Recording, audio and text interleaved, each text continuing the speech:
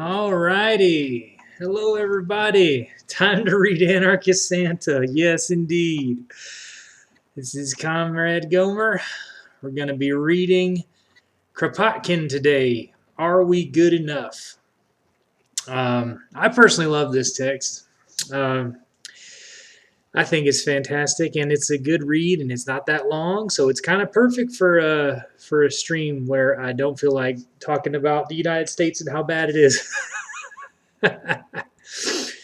Hey Lanny, hey Bachaney, hey Jamie, welcome y'all. Um, yeah, so if y'all don't know who Kropotkin is, or Anarchist Santa, as my friend Lanny says, good evening, Kitchen Sink Defense. Thank you so much. Then actually, it's he's quite good. He's the main anarchist guy that I fuck with. There's a lot of other anarchist guys out there, and some of them are cool, some of them are whatever. But yeah, Bread Santa is good. Conquest of Bread is his most popular work.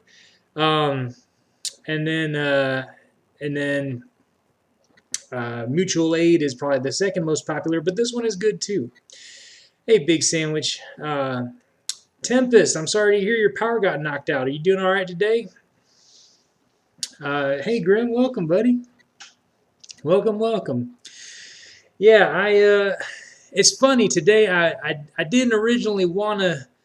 Um, yeah, I did. I didn't originally want to do this text, but honestly, it's one I've been thinking about doing for a while. Like I've had several times where I've like maybe I'll read this one tonight, and I was just like, no, I'll do something that I already prepared or something like that. So yeah, this is one that I really do appreciate.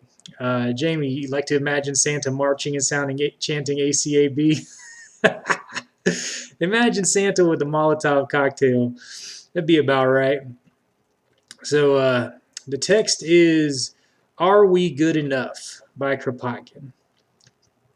You can find it in the anarchistlibrary.org. It's very easy to read, very easy to find. Hey, so welcome. Yeah, Santa's going to be giving him lumps of coal in the form of flaming piles of coal. Oh man, y'all! Today I tell y'all what, I had a tweet go viral today. I did not mean for a tweet to go viral today. I personally didn't even really want that many people to see the tweet, but a lot of people did. So it's been a weird day. Uh, I I gotta say, man, when something goes viral and people start following you and like you get the trolls coming in and such, it's pretty annoying, man. And I don't know. I gotta make sure Twitter doesn't affect my mental health. Lanny, did Kropotkin get a state funeral in the USSR? Um, I don't know. Did he? Does anybody else know? Somebody look that up on Google real quick. That'd be very interesting if he did. Um, yes, Big Sandwich. I agree. That was the problem. The problem indeed was that um, it wasn't necessarily going viral because that's happened to me a few times. The problem is all the people saying that it was a good thing to not to bomb Pearl Harbor, to bomb Hiroshima and Nagasaki. Even people who are allegedly, um, allegedly communist is wild to me. Them saying like, oh yeah, because Japan was really bad, it was fine to do anything to them. It's like, man, I don't trust y'all on my side, motherfucker. I do not trust y'all on my side. So, yeah, I'm sorry, Lanny. I am. Hey, Jess. Lucas, you got clapped again? Lucas, the problem is, buddy, the reason you keep getting clapped is because you keep calling yourself Lucas. And then in the replies, you'll be like, this is not Lucas. Well, guess what? The algorithm picks that up, man. They can tie you to the same group of people, right? So if they tie the word Lucas to the same net that includes all the same people, they know that it is you. Like, of course, you got to worry about your IP address and all that shit. You got to use a VPN, but specifically, it is very. I mean, I could set up that botnet. Imagine what the people who are getting paid $250,000 a year could do. You know what I mean? Hey, Darth Aztec, welcome. Welcome, welcome. Lochi, good day to you as well. So, uh, Lochi, Lucas just keeps getting bumped off of Twitter. Lucas is the Twitter #1 reply guy, communist Twitter's #1 reply guy, I guess I could say. So yeah, he keeps getting kicked off for some reason. I don't know. What'd you say, Lucas? What'd you get kicked for originally? Um, it's pretty funny. But y'all didn't come here to listen to me talk about Twitter drama. Uh, although I do want to say one last thing about the whole Twitter drama.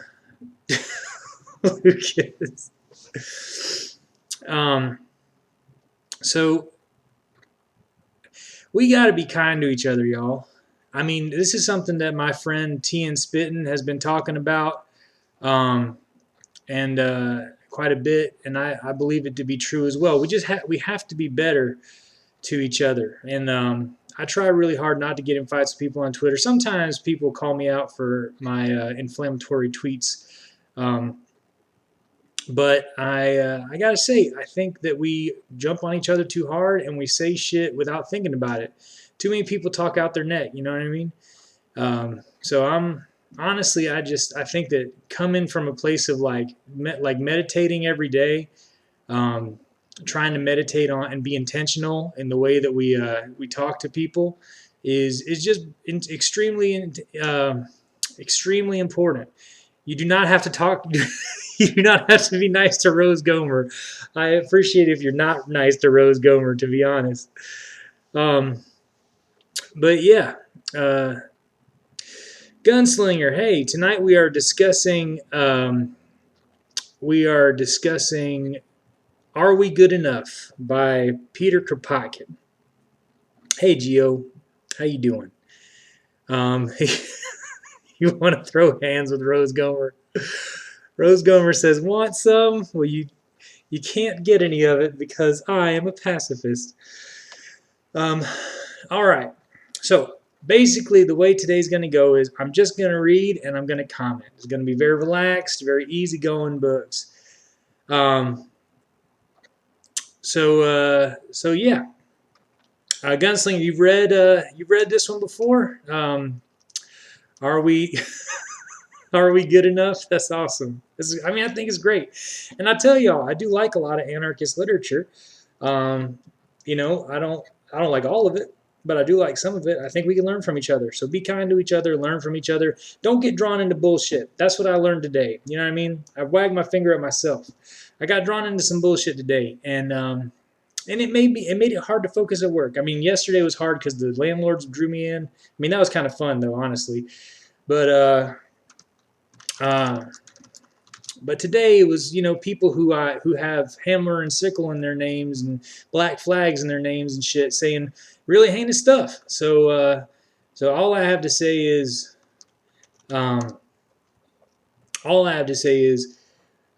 be kind to each other. Don't get drawn into bullshit, and don't trust everybody. Don't think that anybody is actually communist or actually anarchist just because they have fucking the tags in their name. You know what I mean? They don't mean shit. At this point, it does not mean shit. Um, so defending the war in Iraq, yeah, that's what I mean. But that's what I mean. That's what I'm saying, Laney. I don't think that's an anarchist. You know what I mean? And I'm not trying to gatekeep anything. I'm simply saying, like, it is incompatible. Imperialist wars are incompatible with anarchism. Fundamentally, right? I'm not even an anarchist. I'm not an anarchist scholar, and I know that imperialist wars are incompatible with anarchism, right? So the person you're arguing with is either so drastically uninformed that they can't call themselves anarchist, or they are they're so they're really smart, in fact, and are pretending to be an anarchist, but are not actually an anarchist. So either way, they're not an anarchist. Just because they call themselves anarchists and tell you to read Malatesta and whatever, you know what I mean? They are not anarchists. And it's the same thing with communists, right? I'm not coming for anarchists here at all.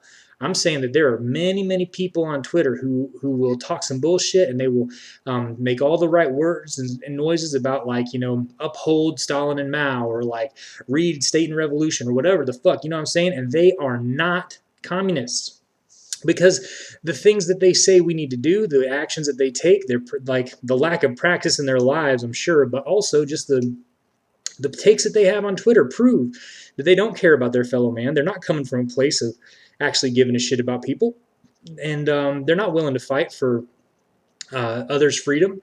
They're not willing to put away their own ego and listen and try to undo some of the socialized bigotry that's been put in them. And you know what? I'm just over it. Straight up, I'm over it. If you're going to bring in subtle racism into all of your discussions and you're not ever willing to look at it, then I don't consider you to be the same as me. I think you're part of a different movement that I don't think you should call communist. Straight up. Yeah, you should never base your politics on Twitter. I agree that. Uh, yeah, exactly, Lanny. The people who are communists with conservative social values. I mean, that reminds me of Jazz. I don't know if y'all remember Jazz, but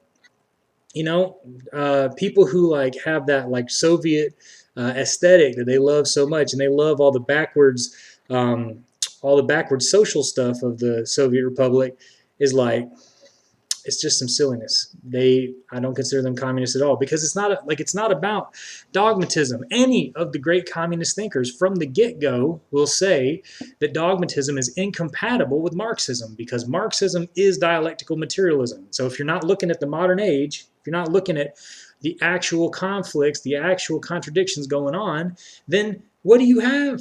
You don't have Marxism. You do, because it's not dialectical, right? Dialectical materialism means you look at the contradictions of your time, you figure out you figure out how they relate to each other, how one creates the other, and how they could both be destroyed, and then you build your politics from there. And it just so happens that quite a bit of what is going on today was also going on in the past, so you can have a through line, but it doesn't have to, right? It does not have to. Dogmatism is the same as ligmatism.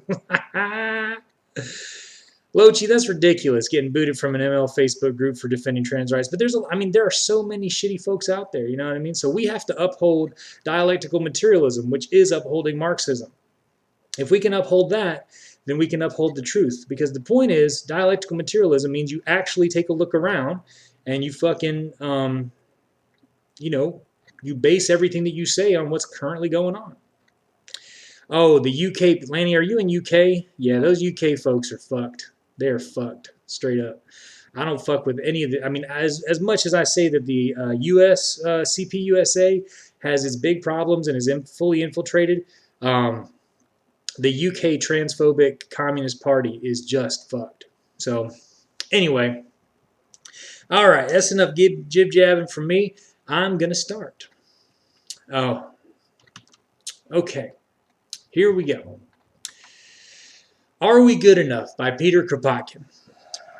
One of the commonest objections to communism is that men are not good enough to live under a communist state of things. They would not submit to compulsory communism, but they are not yet ripe for free anarchistic communism. Centuries of individualistic education have rendered them too egotistic. Slavery, submission to the strong, and work under the whip of necessity have rendered them unfit for a society where everybody would be free and know no compulsion except what results from a freely taken engagement towards the others, and their disapproval if he would not fulfill the engagement. Therefore, we are told some intermediate transition state of society is necessary as a step towards communism. All right, real quick.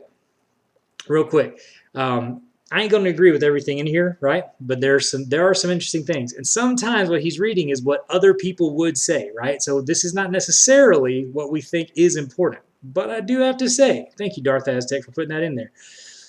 One thing I do have to say is that the disapproval of our fellows, the disapproval of other people, is probably going to be one of the motivating factors for how we get shit done in an actual communist society.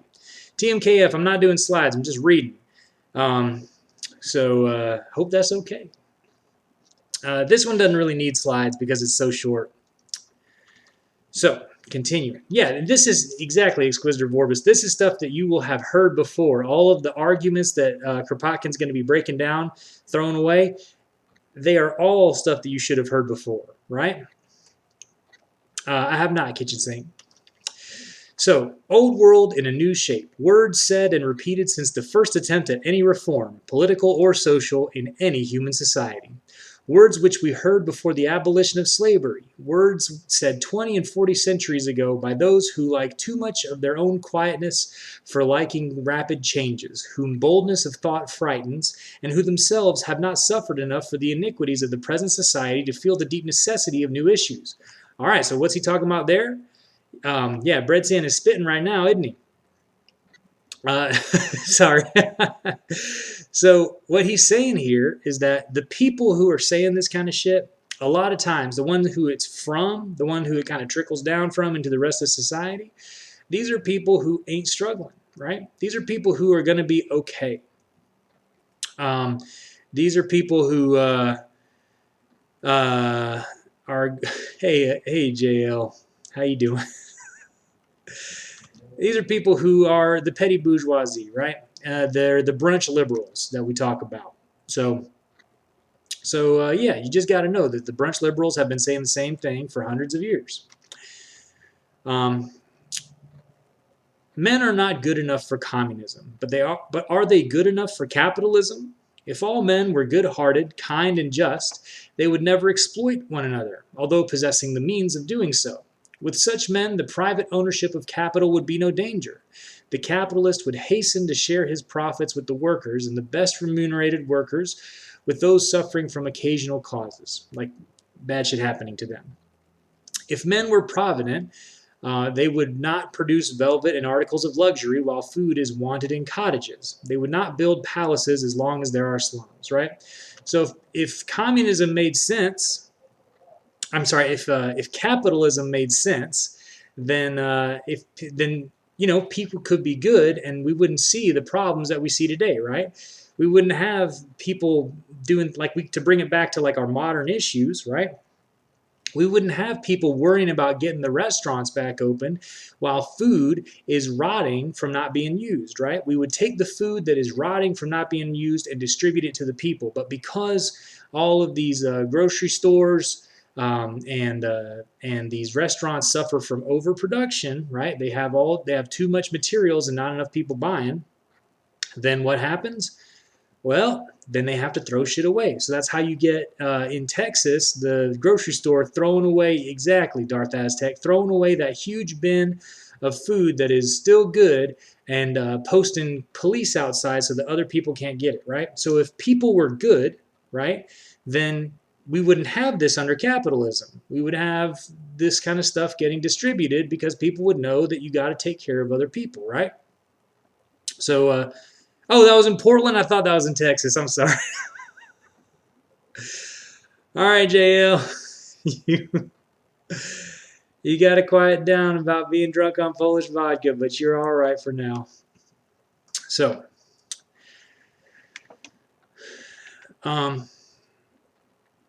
if men had a deeply developed feeling of equity, they would not oppress other men.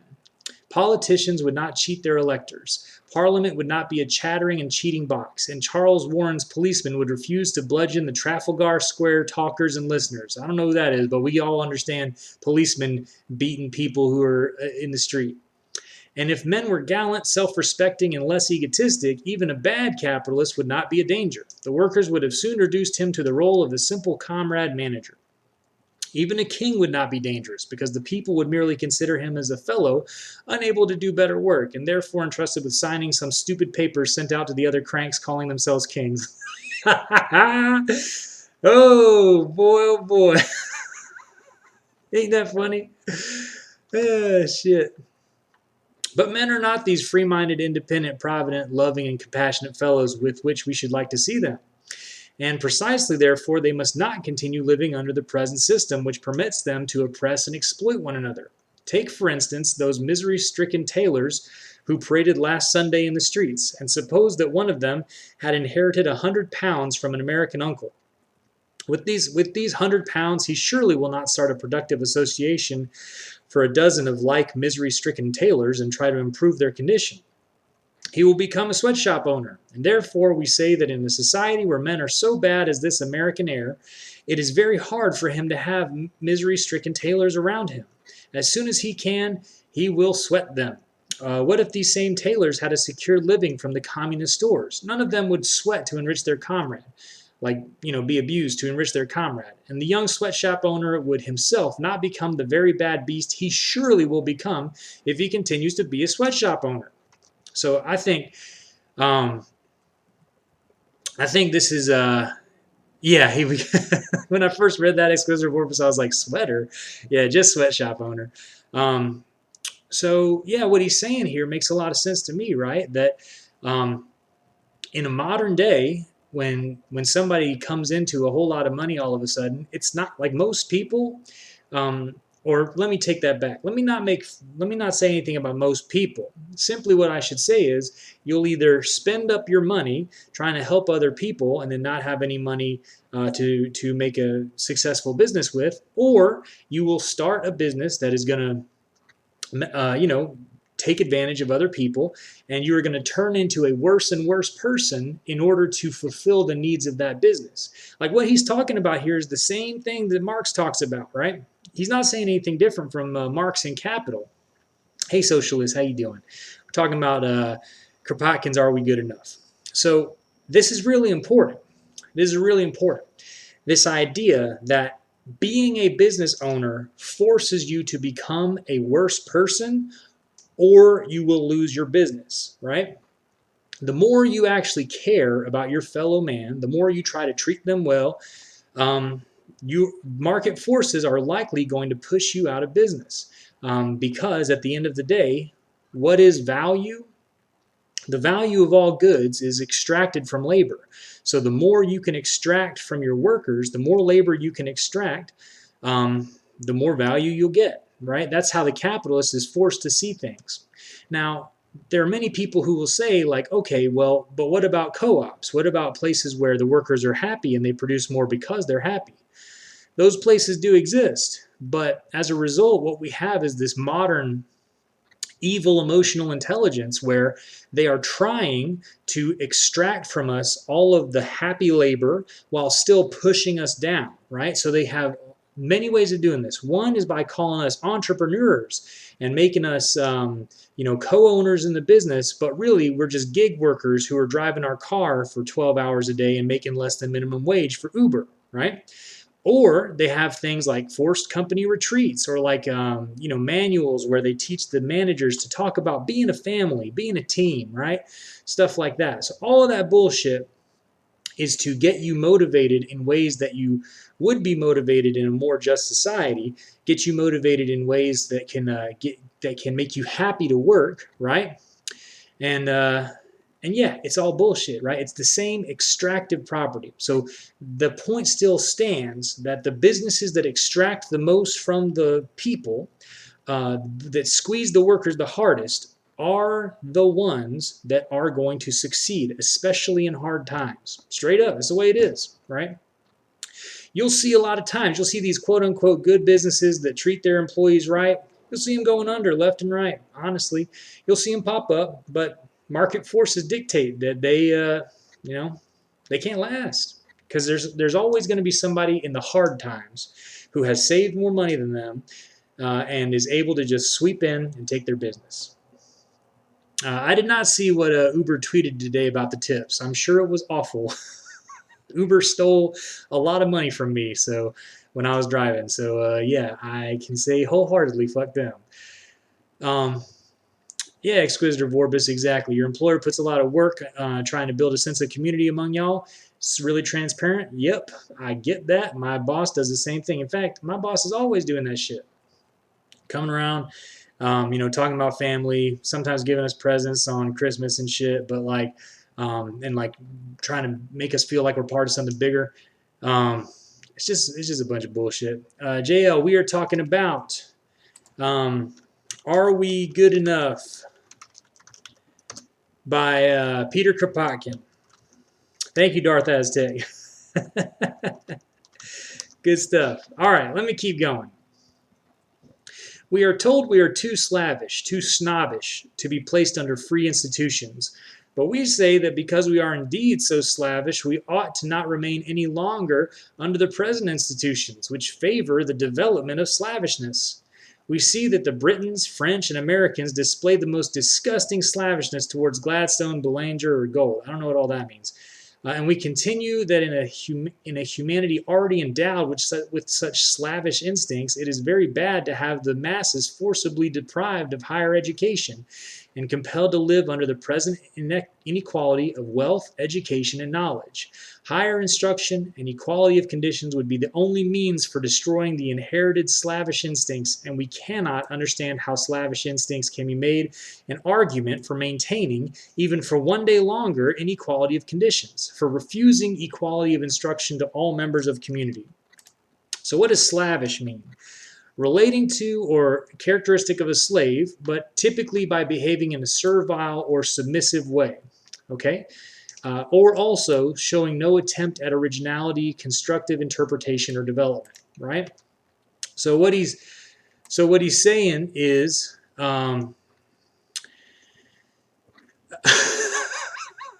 shit. What he's saying here. First of all, Grimm saying the pizza parties are a microaggression against the working class. That's funny as fuck. um. So yeah. Very interesting here. He's saying that like this kind of stupidity, this lack of originality, this subservience, right? All this stuff is taught into us, right? The fact that we are unable to overcome that with our current education is a good reason for communism, right? Communism needs us to undo those feelings, right? Or rather, we'll only be able to undo those kind of that kind of socialization under communism. That because of the way work is set up under capitalism, it's going to continue to be taught to us through school and then through work later on, right? So yeah, it's very interesting that he's talking like, and he's using that word slavish so much, or slavish, I suppose, is maybe the right way to pronounce it. He's using that so much because it means several different things, right? It means that, like the actual like slavishness, right? Um, and as far as like submission, but also that inability to think for oneself, right? So he thought he was talking about Slavs. I'm sorry, Lenny. Yeah, Kush Dog. I absolutely like Kropotkin. Kropotkin's got a lot of good shit. Yep. Totally agree. So, keeping going.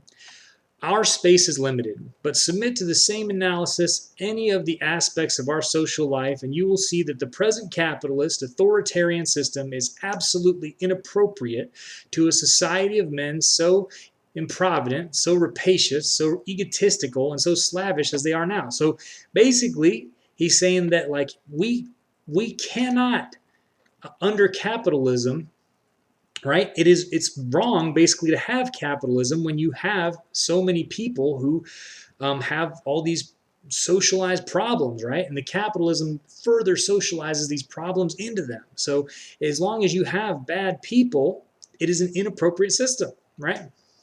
So therefore, when we hear men saying that the anarchists imagine men much better than they really are, we merely wonder how intelligent people can repeat that nonsense. Do we not say continually that the only means of rendering men less rapacious and egotistical, rapacious being like, rapey and always hungry for more?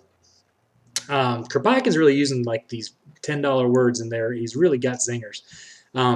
Less ambitious and less slavish at the same time is to eliminate those conditions which favor the growth of egotism and rapacity, of slavishness and ambition.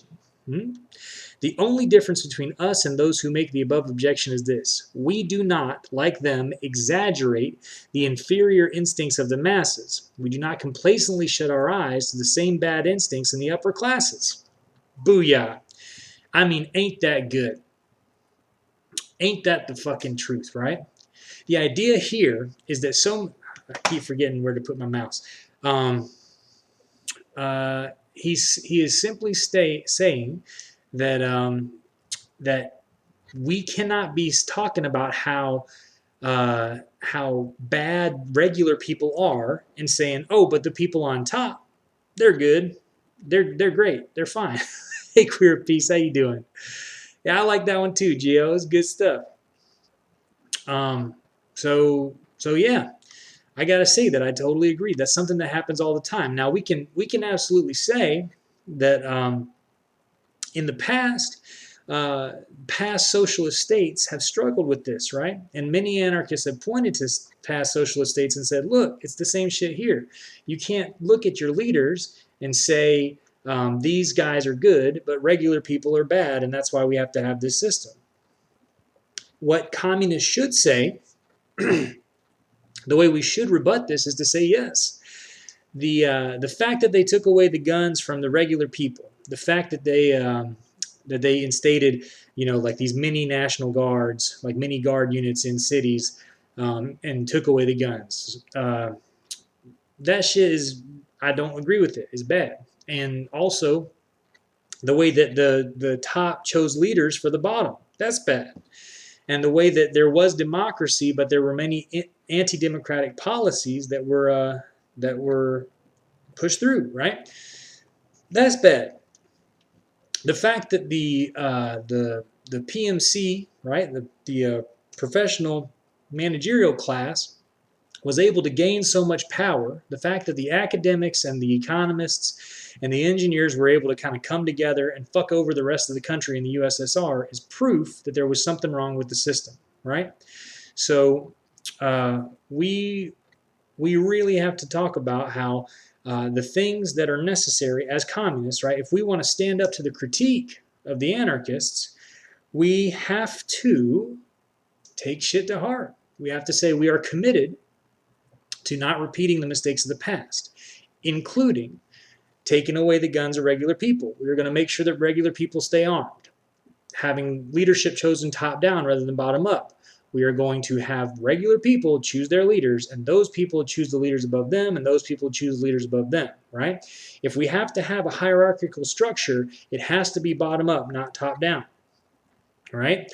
And we cannot get it twisted. And then finally, we have to make sure that if any anti-democratic measures are taken, if ever there's something going on that is some bullshit, people have to be able to rise up and protest and potentially even fight their officials, right? We have to have things in place. So when anarchists say that a monopoly on violence is bad, well, I say they have somewhat of a point, right? We have to say that the regular people have to be able to threaten their government, right? So is that dangerous? Is that potentially bad? I don't know. But it's the only way for us to make socialism happen, in my opinion, right? Otherwise, we may very well have all the things that people who talk bad about socialism come true. So, anyway, yeah, I agree, Exquisite Vorbis. The way the Bolsheviks turned on the worker Soviets bothered me too.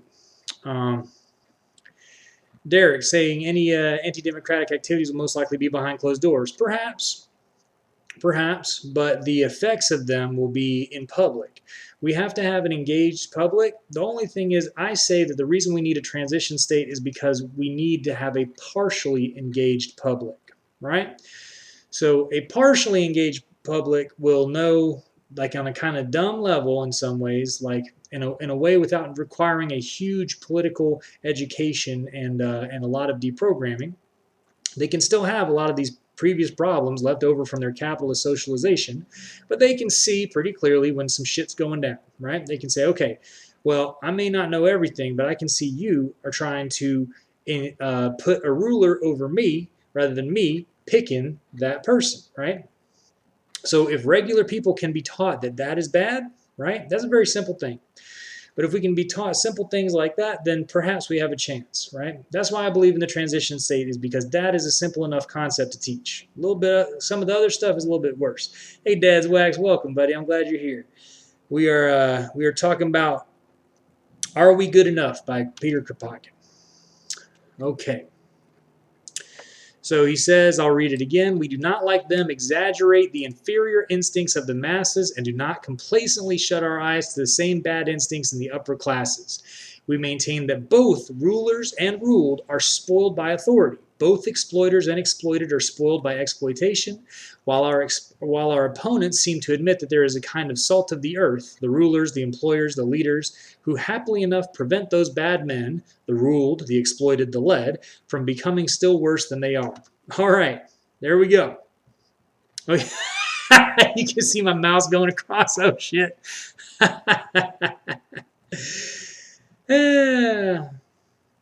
Yeah, I agree, Exquisitor Vorbis. There is a general awareness in the U.S. that parties choose the nominees rather than us, the voters. And that's something I think people want to change. I think people are waking up to the fact that that don't fucking work, right? And Kropotkin's spitting here. Now, do I agree that when he says this about all authority systems? No. I personally think that it is possible to have a quote-unquote justified hierarchy, as some people say. You know what I mean? That we can choose our leaders. I do believe that it is both helpful and necessary for us to choose our leaders, right? Simply for self-defense and for work organization.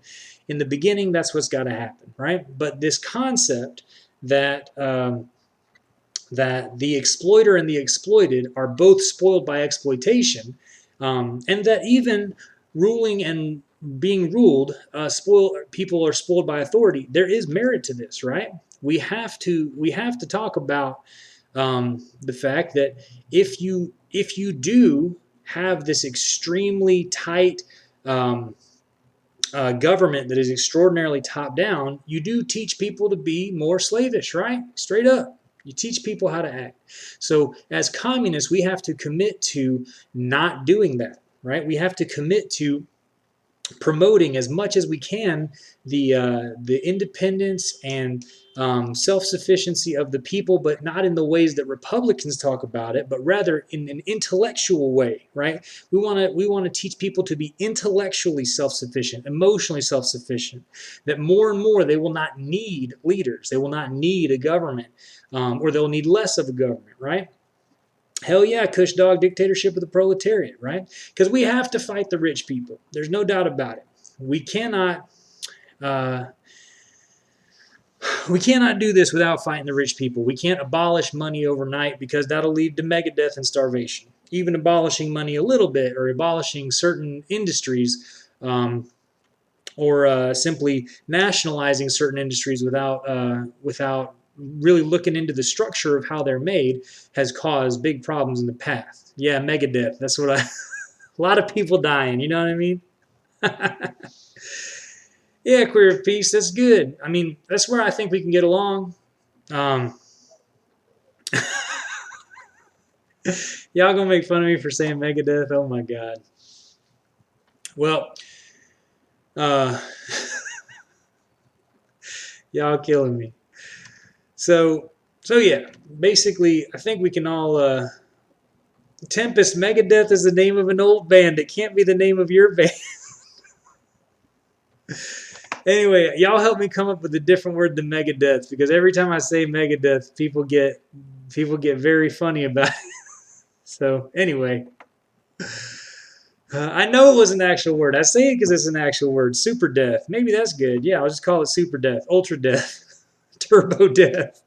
Mass death is probably the right word. Correct, Exquisitor Vorbis. Thank you, Exquisitor Vorbis, for, as usual, being the one to provide sense in the conversation. Several deaths. Oh my God. Y'all wild. All right. So there is the difference, and a very important one. We admit the imperfections of human nature, but we make no exception for the rulers. They make it. They being libs. Although sometimes unconsciously, and because we make no such exception, they say we are dreamers, unpractical men, which is really funny, right? I'm going to stop again. When you think about it, when you really think about it, the idea that they call us communist, they call us communists the dreamers, when really they are the ones who are making this assumption that some types of people are just different for no reason than other types of people. Darknet, y'all funny. Socialists, shit. Y'all are good. I'll tell you what. The chat, I do appreciate the chat. I'll tell you one thing for real, y'all. Who else is hyped tonight? I don't know. Who else is hyped tonight? I'm gonna tell y'all one thing for real. Y'all make this a lot more fun. If I was just teaching in a regular classroom, it would be way less fun. And I know that it's a little bit hard to pay attention sometimes, but yeah, I really appreciate y'all, and it's really fun. Like, honestly, I got 30 viewers right now. It's literally the same as when I was teaching in college. You know what I mean? Like, this is literally the same as when I had a college classroom. But top down, instead of me being top down, like, y'all be quiet and sit around, right? It's like, hey, we're all hanging out and I'm just talking. Y'all technically have to listen, but you don't really because you can chat. You know what I mean? Y'all can just fucking, you can goof off. You don't got to listen to me at all. So that's kind of good. You know what I mean? That's nice. So yeah, I love y'all. I appreciate y'all. And you know what? I got to say one other thing. So I taught a lot of things. I taught several different subjects, honestly. Yeah, exactly, Jess. We all equals here. Um, so thank you, Easy Modes. I appreciate that. Um, but yeah, a lot of my friends, a lot of my other Twitch streamer friends are they're really focused on getting that partner, getting Twitch partner. You know what I mean? They look at people who have tons and tons of followers and regular viewers, and it becomes very important to them. And I just have to say that to me, I'm happy with 30 people. You know what I mean? I'm happy with y'all. Like when chat gets too wild, then I've been on Hassan streams and Exquisite. I ain't got all that shit set up yet.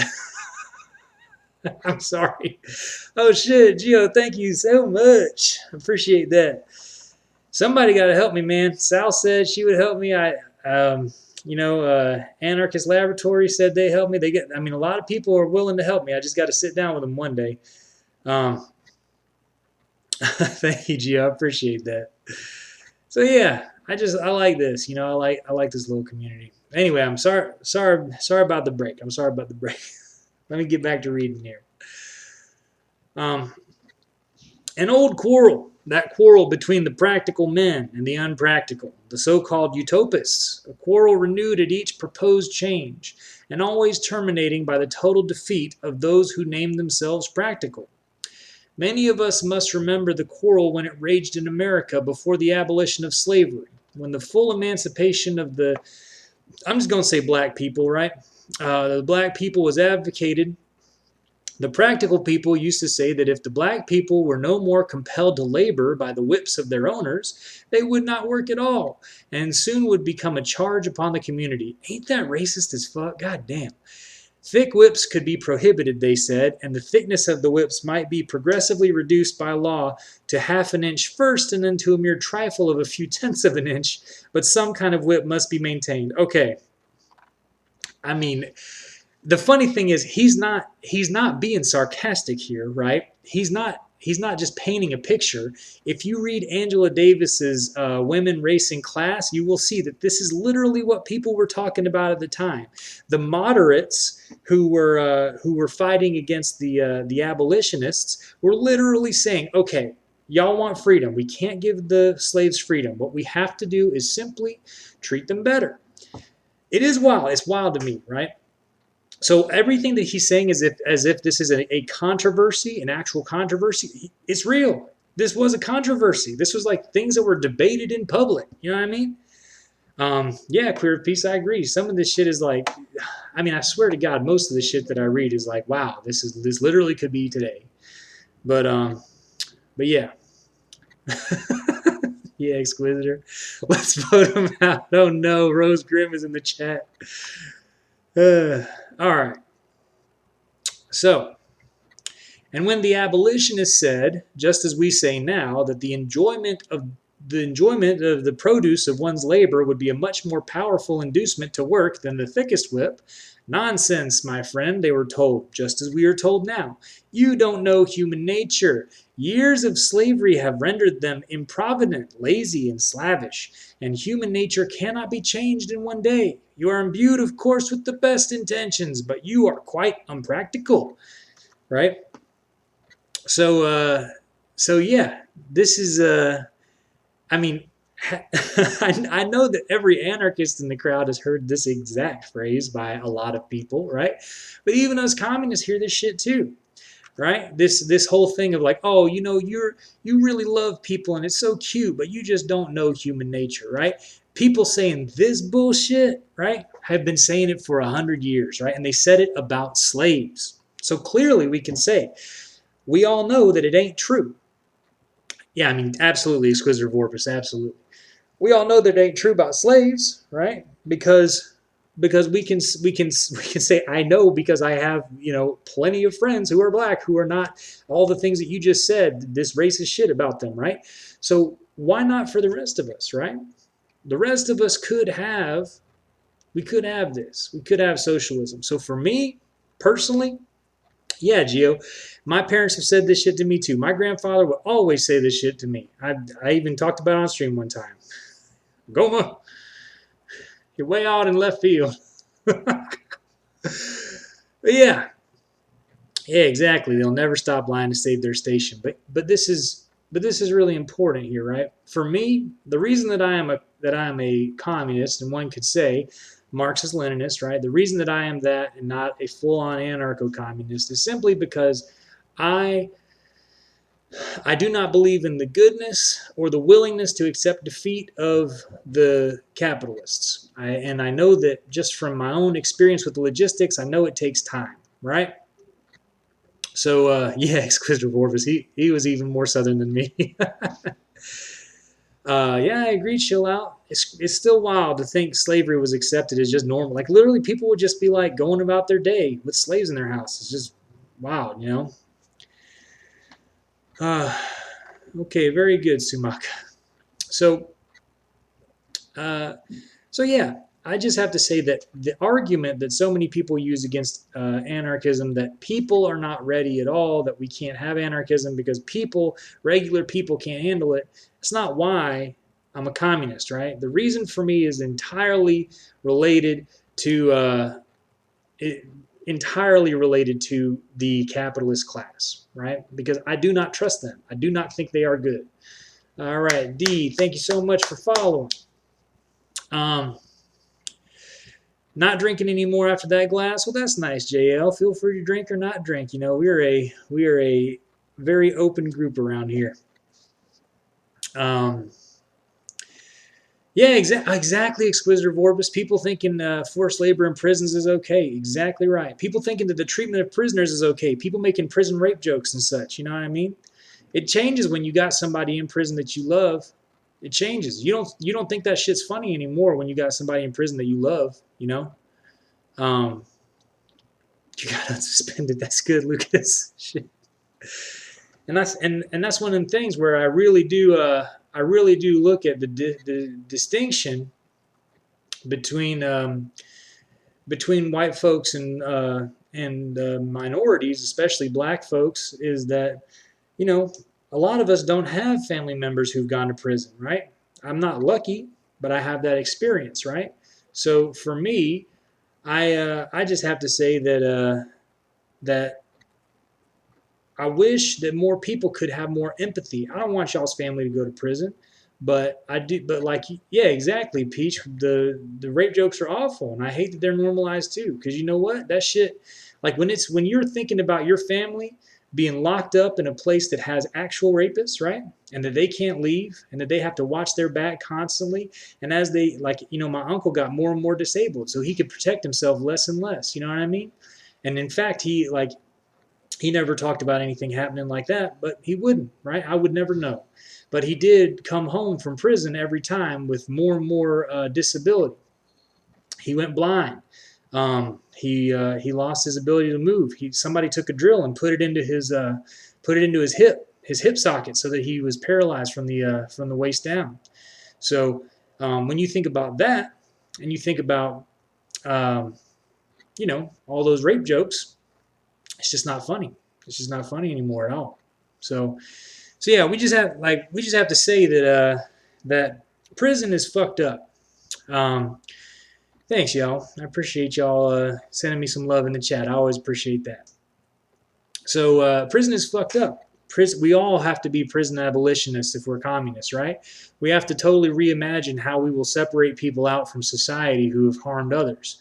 Um, but it ain't, we have to stop looking at people who are in prison as these, as an unforgivable lot who have gotten what they deserve, because it ain't the truth. There ain't that much difference between you and I, and all them people. So the people in prison, straight up, um, it could have been us. So the idea of us getting, like, the idea of me myself being locked up in a place where that kind of thing is normalized, right? Where violence is just part of the day and slavery is just the way that they make their ends meet, right? It makes me pause. It makes me realize that we have to work hard to get rid of this system, and that we have to, we have to destroy it completely, because they're never going to give up slavery. They didn't give it up. They didn't give up slavery whenever they actually made the goddamn constitutional amendment about slavery. They still managed to sneak in a way to have slavery, right? So we know capitalists will never give it up. They will never give up slavery. They will always find a way to keep slavery around. Regular old slavery. And we can talk about wage slavery for sure, but they will find a way for some people in society to lose all bodily autonomy. We can say that much for sure. So, continuing. Well, for some time, the practical men had their own way in elaborating schemes for the gradual emancipation of the black people. But alas, the schemes proved quite unpractical, and the Civil War, the bloodiest on record, broke out. But the war resulted in the abolition of slavery without any transition period, and see, none of the terrible consequences foreseen by the practical people followed. The black people work, they are industrious and laborious, and they are provident, nay, too provident indeed, right? Meaning like behaving well, right? And the only regret that can be expressed is that the scheme advocated by the left wing of the unpractical camp, full equality in land allotments, was not realized. It would have saved so much trouble now. Man, how about that? Kropotkin over here talking about reparations. I mean, that's wild to me. That is wild to me. Yeah, socialists, I agree. Prison punishes people even after a person has served their sentence. That was always the case for my uncle. He could never get a job, right? He'd get out of prison and try to find a job, never find work, live with my grandma, and couldn't afford to pay for his medication. So eventually he'd go back to stealing. Straight up. They force you into it. They literally force you into it. Yeah, he really don't miss. So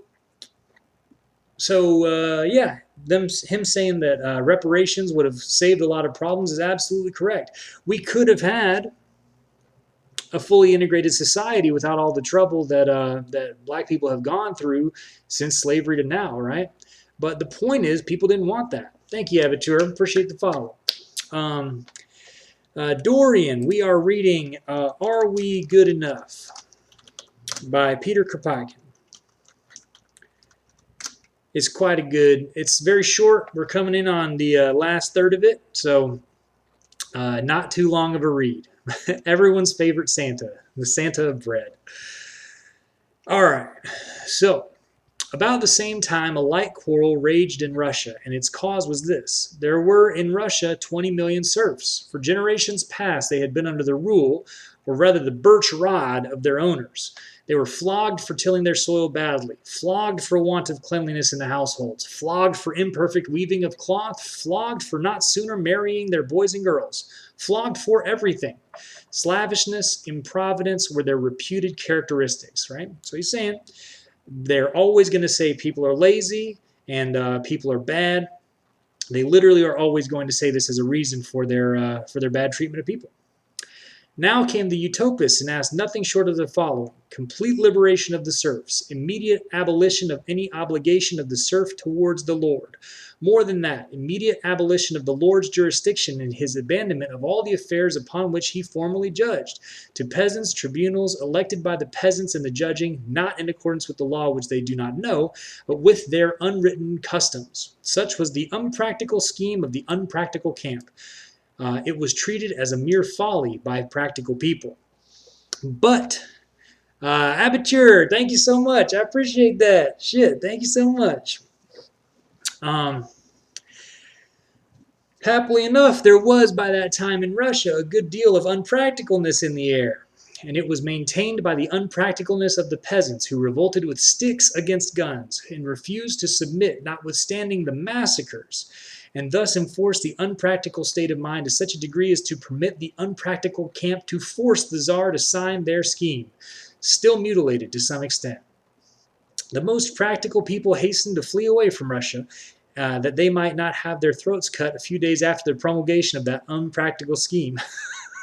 I mean, how about that? How about that? That's something else, isn't it? So, real quick, what I want to say here is all the people, what Kropotkin is really talking against, right, is the concept of the slow plodding, like history is showing that things are gradually getting better, right? This rose Twitter lib idea that as time goes on, we're living in a more and more just society. Hell yeah, Joe, it is. I'm gonna talk about that in a second too, how hardcore it is. So thank you, socialists. Appreciate that. So yeah, what he's saying here is that those democratic socialist types, right? The incrementalists, yes, exactly.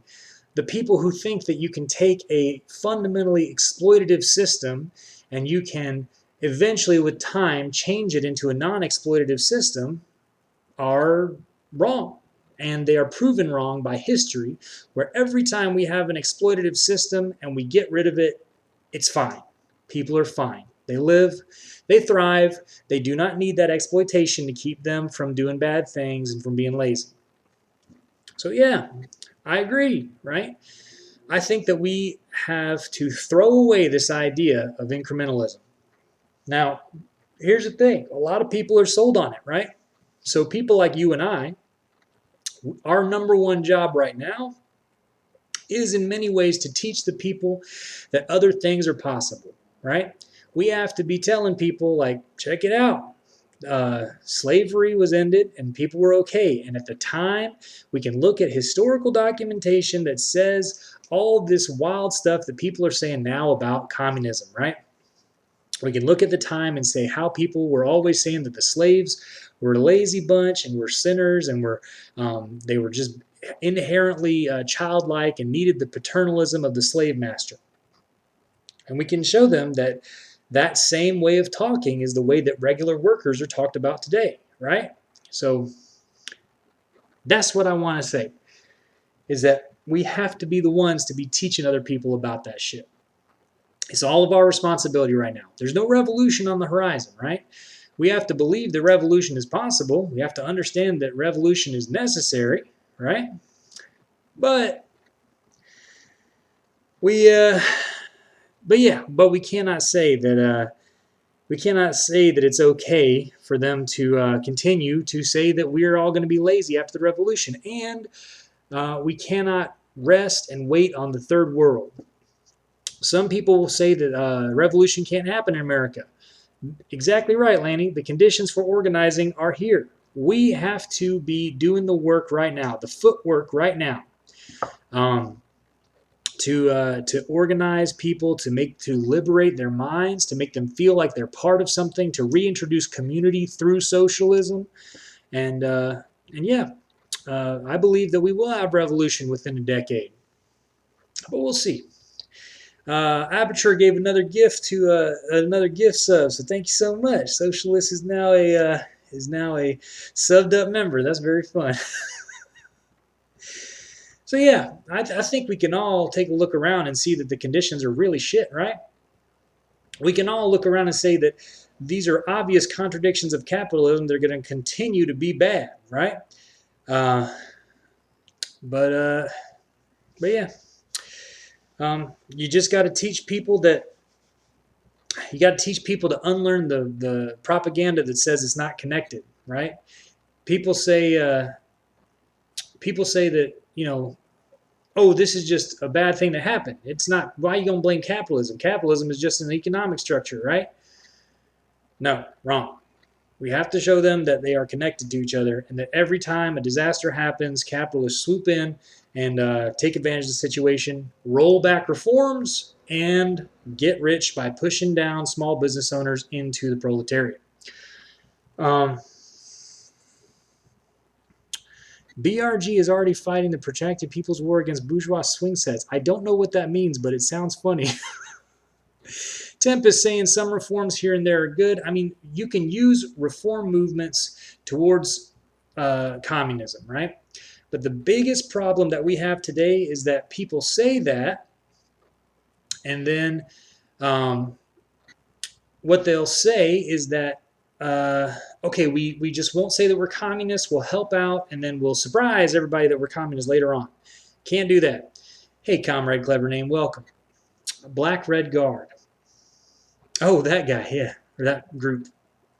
I see them on Twitter a lot. So yeah, I mean, personally, I think if you're not doing electoralism as open communists, if you're not going for regular changes, if you're not going for like these incrementalist type changes, these reforms as communists, right? If you're feeling like you got to keep it secret and trick the people, you are being a lib. Straight up, Mao would call you a lib. You can't do it. Got to be an open communist in everything that we do. And whenever we go for reforms, whenever we put forward people in electoral politics, whatever it is, if we're not specifically saying that we are communists, then we're not doing anything. We're helping the bad people. Surprise! Surprise! Tiny trash. We're communists. Yeah, I agree. It's another example of misanthropy, comrade. Thank you, Queer. I appreciate that. I should say your full name, Queer Peace. I have another friend on here named Incel Annihilator, and I call him Incel. And one day he was like, "You can just say the whole name, Incel Annihilator." Shit. Anyway, yeah, don't exactly, Comrade Clever Name.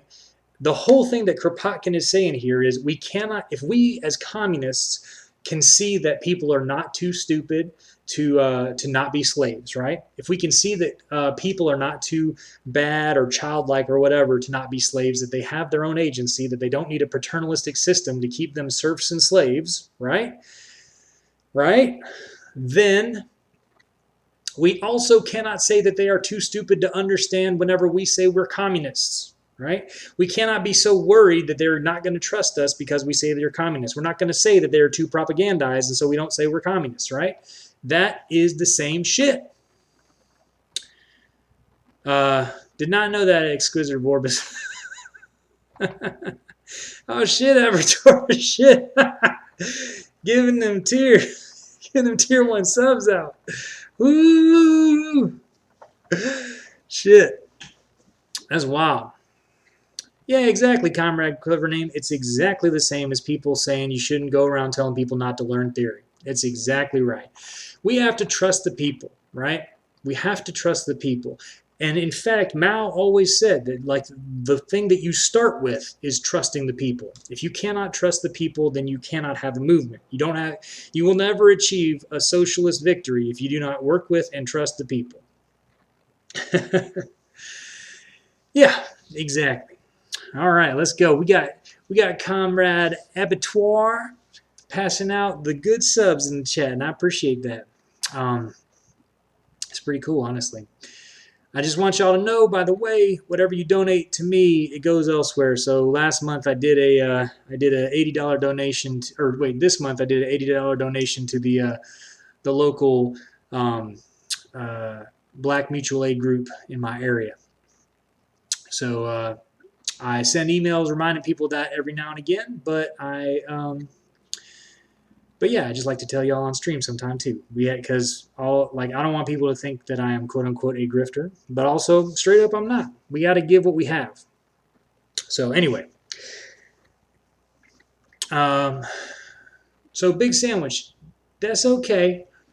I understand what you're saying. So this is something that we have to deal with as far as I've lived in deep red country myself, right? I grew up where I was one of three atheists in town. It was me, German exchange student, and the town pianist who was so good that they couldn't tell him shit so that he would still play piano at church. Um, so yeah, Exquisitor Orbis. One day I'll have a thing set up where people can tip directly. But I do appreciate the subscriptions straight up because it's really nice. Honestly, it's really nice to to see, and I don't know, maybe Twitch does something with it. But but yeah, Big Sandwich. The like I know what it's like to live in that town, to be ostracized for your beliefs. Like saying I'm an atheist is very similar to saying you're a communist. And a lot of times, I mean, I don't know about nowadays, but back in the old days when I was a child, to say I was an atheist was really to be completely ostracized. And you're right, as far as saying you're a communist, very well may get your dogs poisoned and such like that. But still, if no, I mean, the real true problem of it is if nobody does it, nobody does it. You know what I mean? If people don't, if nobody's brave enough to take that first step, then it just don't happen. You know? So, like, yeah, it's like people. Let me just say it this way: the people who are willing to to um, to talk openly about their communism in the deep South um, are brave and amazing people who deserve our full respect. And in fact, Mao and Lenin both talked about this type of person. Hey, Stu, thank you for the follow. I appreciate that. Um, Correct, comrade. It's better for the communists not to be alone in their community. It's good to find comrades first, I agree. Maybe even live with comrades. But what Mao said about specifically, what Mao said about the people who are living in the countryside versus the ones who are living in the city. He was like, the people who live in the city, the communists who fight for posts in the city are not doing their communist duty. He said the ones who go out into the countryside and live among the people and teach the people alone, away from the central hub, are the ones who are doing the real work. He said that that's practice, that's praxis, right? He said they deserve all their respect, and that the ones who fight for posts in the big cities deserve none. So right now, I mean, we're all kind of like to more or lesser degrees uh, out in the sticks. We're all out in the countryside, as Mao would describe it, because it's kind of dangerous to say you're a socialist anywhere. But, well, a communist. Socialist seems a little bit more acceptable nowadays. But yeah, I just want to say that, like, when you're in the South, if you're open about who you are, like if you're in the countryside, then you're doing the work straight up. You're doing the work. Oh, you ain't derailing, I don't mean to sound like I'm yelling at you, because I'm not. This is something that is simply very strong on my heart as somebody who has lived in a place like you're describing. You know, so I don't mean to sound like I'm coming down on you. I'm not. I just wanted to take this as a moment, is all. So I appreciate you talking about it openly, especially when I had, when I just get done saying one thing and yeah, okay, good. I'm glad. But I just think it's really important for us to have open dialogues about this kind of shit. Like, to recognize honestly what the danger is, to not be starry-eyed about this shit, and but still to have faith in the people. I don't know. Well, that's pretty good, socialist. You can say fuck Biden, and everybody's like, yeah, fuck Biden. That's good shit. All right, I'll continue it on here. Happily enough, there was by that time in Russia a good deal of unpractical. Oh, wait, no, I read that part already. But everything went on smoothly, notwithstanding the many blunders still committed by practical people. These slaves, who were reputed improvident, selfish brutes, and so on, displayed such good sense, such an organizing capacity, as to surpass the expectations of even the most unpractical utopists. And in 3 years, After the emancipation, the general physiognomy of the villages had completely changed. The slaves were becoming men. The utopists won the battle. They proved that they were really the practical people, and that those who pretended to be practical were imbeciles. And the only regret expressed now by all who know the Russian peasantry is that too many concessions were made to those practical imbeciles and narrow-minded egotists, that the advice of the left wing of the unpractical camp was not followed in full. All right. So yeah, you don't miss. That's right, Gio. So ain't he spitting right here? Ain't he telling the truth right here? Where what he's saying is that he's talking about the Russian Revolution, right? He's talking about the Russian Revolution here. And what he's saying is there were all these people at the time who were saying it'll never work. You cannot have this new socialist society. And guess what? With sticks, they fought back against guns. I mean, talking about bravery, shit, those peasants were brave as hell, right? They were extremely brave. And yeah, I mean, I admired them. I admired the Russian peasants who took back their country from the kings, from the czars. And I agree when Kropotkin says that too many concessions were made to those practical imbeciles and narrow-minded egotists. I agree. Shit. Although the United States was always at the door, right? They were always fighting. Oh, he wrote this article in 1888. What was he talking about with the Russians? Did he get updated? Because there wasn't a second Russian Revolution. You'll have to school me on this. I mean, there was a previous revolution, but it was it was more or less a bourgeois revolution. You know what I mean?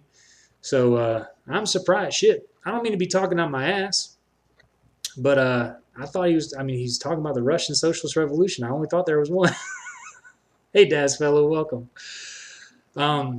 Anyway, y'all school me in the chat if y'all find what revolution Kropotkin's talking about here.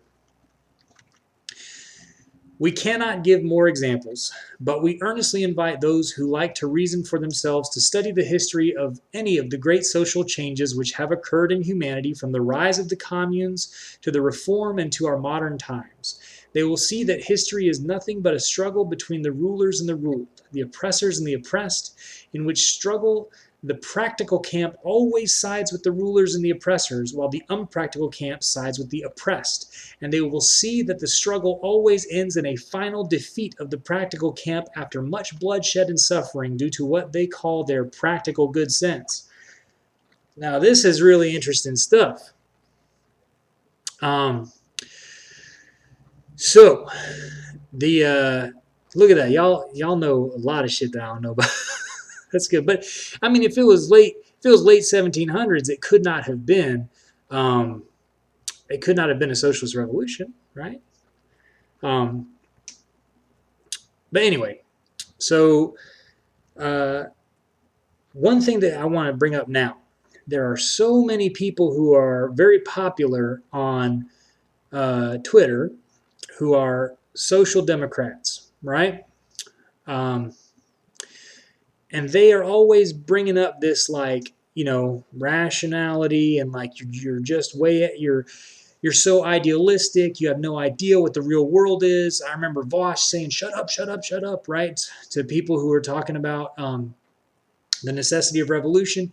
So we have to say that those people are, in fact, of the exact same stripe as those old people who were saying that slaves couldn't be free. Those people who were saying that the poor peasants would never be able to work without the heavy hand of the master, right? Sorry, Jess. Yeah, sorry, Gio. So yeah, thank you, Next Mans. Appreciate that follow. Appreciate that.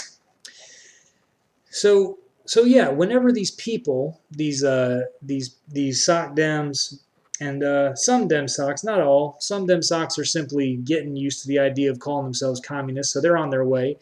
But some of them are otherwise, right? So whenever these people talk about being practical, practicality, right? They are literally in the same line as this great chain of oppressors from time immemorial. They are stealing the revolutionary energy and throwing it away, right? So we have to watch out for these people. We have to watch out for these people. Yeah, next man's, that's right.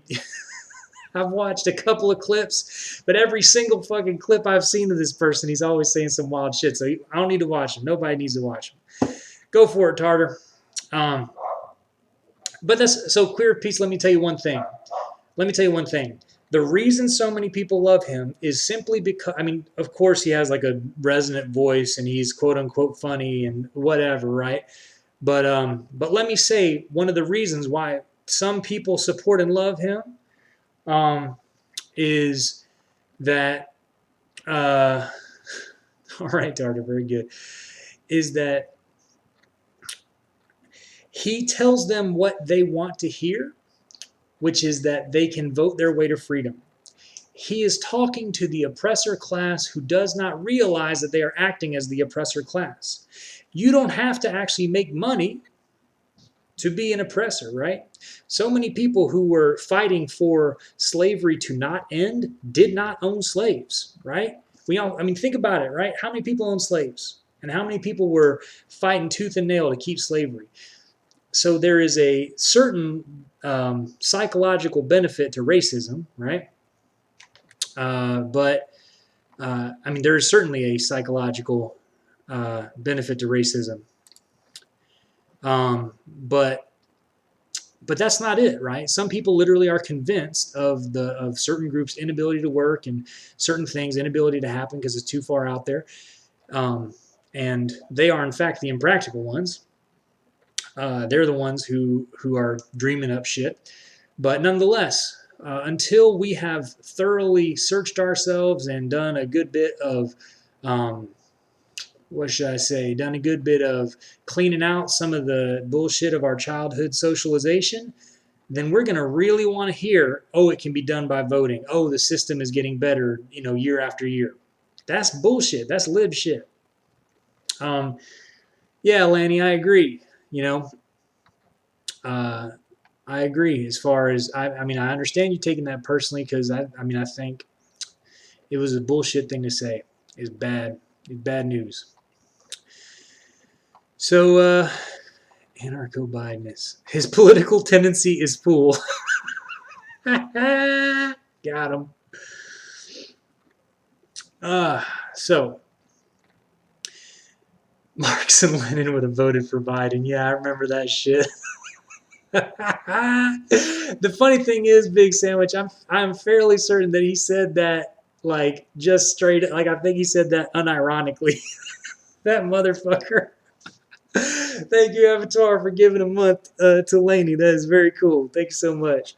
Um, yeah, he's been racist. He's been racist towards black people. He's been racist towards Arab people. So I don't necessarily need to talk about Vosh too much. Yeah, exactly, Lenny. That's what I was talking about Hakeem. Uh, but the main point is, this is what we're fighting, right? What Kropotkin is talking about here is what we are fighting when we talk about these other people, right? That's why I bring them up.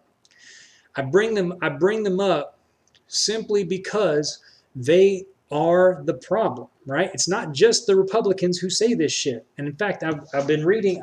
So I was gonna do today. I was gonna do Black Shirts and Reds, and then the next week I was thinking about doing a little bit from the People's History of the United States. But I don't know. I'm still deciding what I'm gonna do because I got so many books I can do. Which one's your favorite book, Queer Peace? So, but I just oh really? That's funny. All right, Gio. All right, Queer Peace. All right, cool. Well, maybe I'll do a little. I can't do the whole book, right? You can spend a year talking about like that's a literal history class. But what I want to say here is, I was reading this stuff and I was just shocked by how often you hear the same things told to people in the past as you hear being told now. Like literally, when they talk about uh, the civil rights movement, right?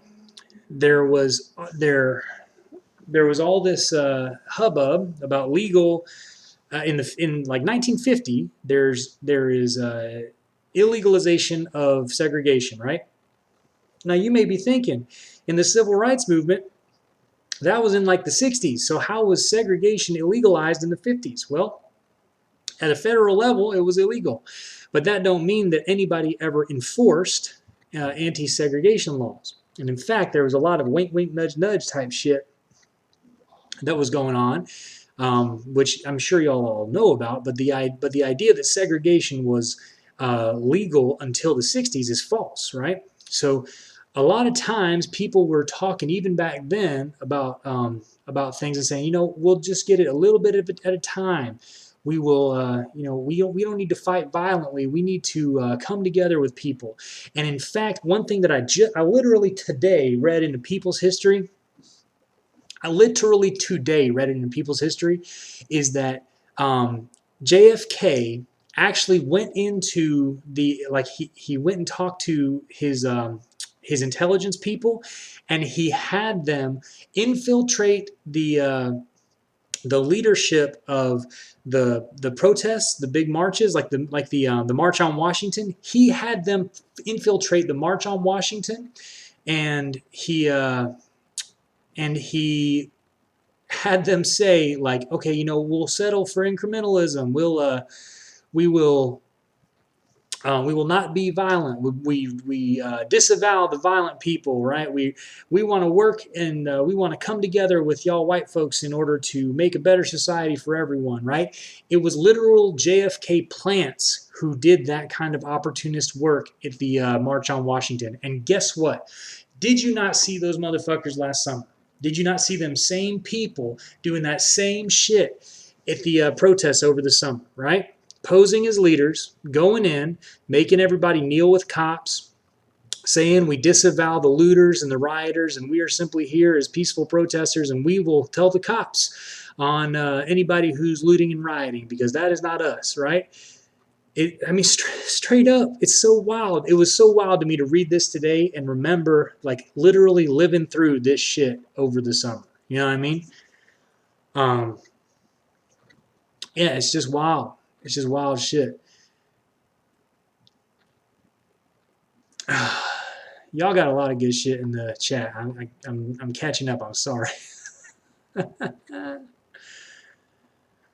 Oh, that's interesting, Gio. On The Sopranos, a main character was reading it in the Christopher Columbus episode. I don't remember that episode, but I do remember a screenshot. Maybe it's from that episode of one of the guys going, "It's anti-Italian discrimination."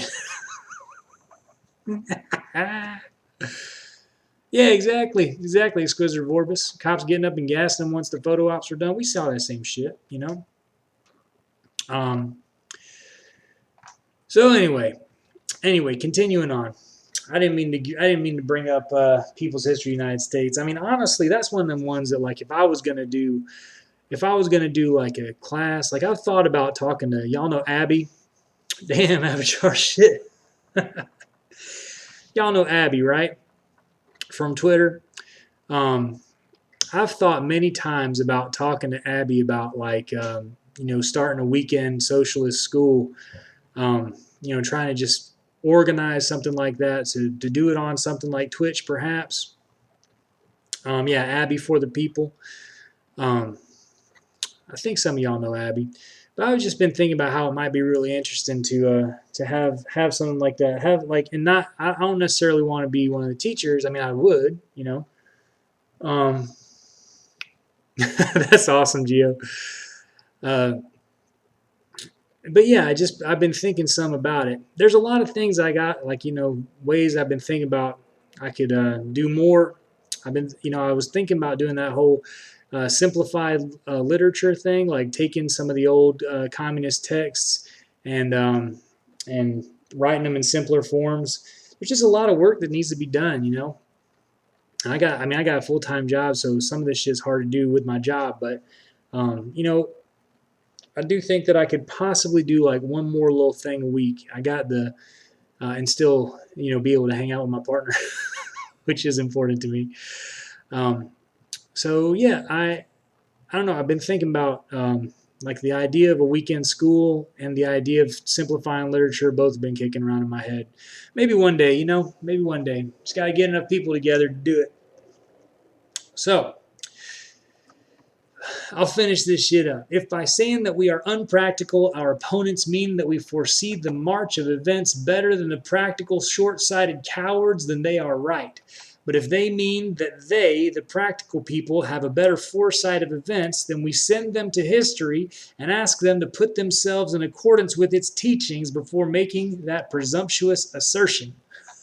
And then he's like, mic drop.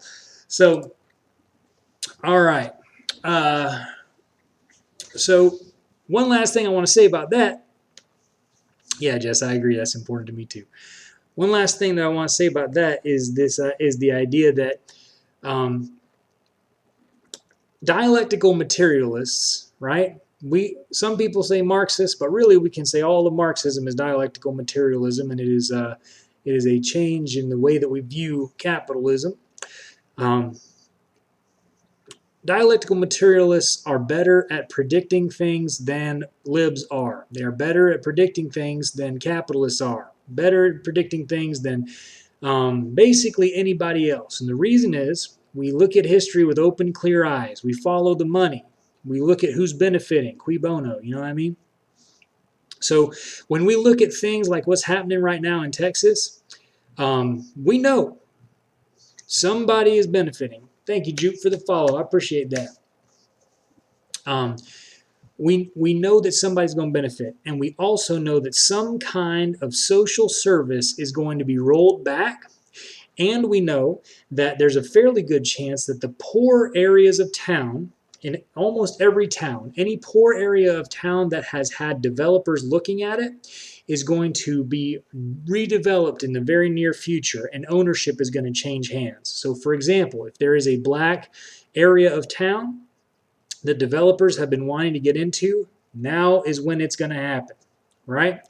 Yeah, career of peace, exactly. If there is a school district that wants to get charter schools in there, they're going to slide it right in. They're going to disband the old schools, right? If there is some kind of city or state tax that is bothering somebody, bothering some developers, now is going to be the time that they do something, right? So y'all watch out. Y'all look for stories, look for news stories in the near future about the disaster capitalism shit that's going to be coming out of Texas, because I guarantee you now is when something's going to happen. We can already look around at disaster capitalism happening over this quarantine, right? That's right. Y'all in the chat know. Katrina absolutely proved it. Katrina is the first thing that they mention in Shock Doctrine in the Naomi Klein book. That's in the preface because it's such a good example of it, right? Yeah, exactly. Exquisite Orbis 2008 market crash as well. So yeah, we have to say that they're going to do something, and we can also say that they have been doing it this entire pandemic. And specifically, I will say, Jeff Bezos has made a ton of money. Elon Musk has made a ton of money. How has Elon Musk made a ton of money? Off of government contracts that are not fulfilled and out of taking money away from small businesses. All right. Like literally the small business loans that the Treasury Department was trying to make. Anyway, Elon Musk took advantage of a bunch of that shit. Way more than small businesses, right? Yeah, PPP loans going to corporations, exactly. So a lot of this shit is like very like kind of confusing sounding, but really at the heart of it is very easy to understand, right? There are things where there is red tape, and small businesses cannot go through the red tape. Like the corner store right around the corner from me, they were not able to get one of them loans because there's too much red tape. All the black businesses in my area were struggling, and a lot of them shut down because they could not get that shit, right? They could not get those loans. But guess what? Elon Musk got a ton of them, right? Yeah, the scissors cost too much. Yeah, exactly. Grim, it is not ironic, in fact, that the Ayn Rand Foundation took PPP loans because they are, in fact, grifters. So, yeah. So the hotel room rates going like shooting up to $1,000 a night. Absolutely did happen. But I mean even more. Like for example, they had privatized quite a bit of the grid, and that's why the rich people got power first. So that was a example of how very quietly they have been doing the privatization type stuff. So we live in kind of a constant state of miniature crisis all the time under Trump, right? So they did a lot of crazy shit over the last 4 years. But um, but yeah, on the other side of things, watch for more of it, right?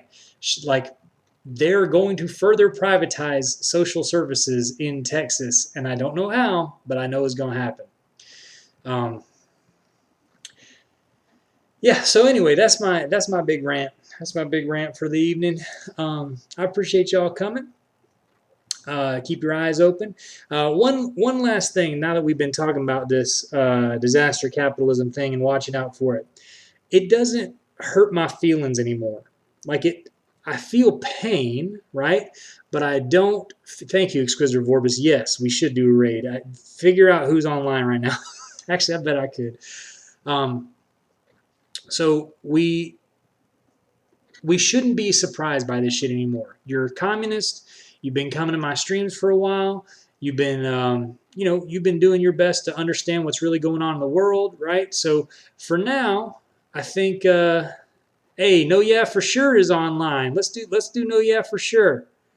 Um, Left Flanks ain't online right now, I don't think. Um, yeah, Left Flank ain't online. Yeah, let's do No Yeah for Sure. Um, so I have to figure out how to do that. So yeah. So anyway, what I was saying here is that we shouldn't be surprised by it. So what I want to say is I don't don't get sad, don't get upset. Right? Learn to pick it out. Learn to see it. Learn to predict this shit in advance. Because this is just our life. You know what I mean? This is just the way things are, and it's not going to change, right? Disaster capitalism is the new capitalism, and it's only accelerating. So we need to we need to recognize that this shit is happening, and it's and I mean, don't be surprised by it. Don't get like super stressed about it. Um, Learn to tell your friends to what to watch out for. You know what I mean? Tell them, hey, I bet this is going to happen. And when it does, they'll be like, oh, wait, shit, the communist knows what's going on, right? All right. Let's see. Is this going to work? All righty. We're going to raid, y'all. So everybody get ready to raid. Thank y'all for hanging out with me. I really appreciate you. It was a fun time. I love all of y'all. It's always good to come talk to y'all. I appreciate the fuck out of you. All right. Goodbye, everybody. Good night. I'll talk to you soon.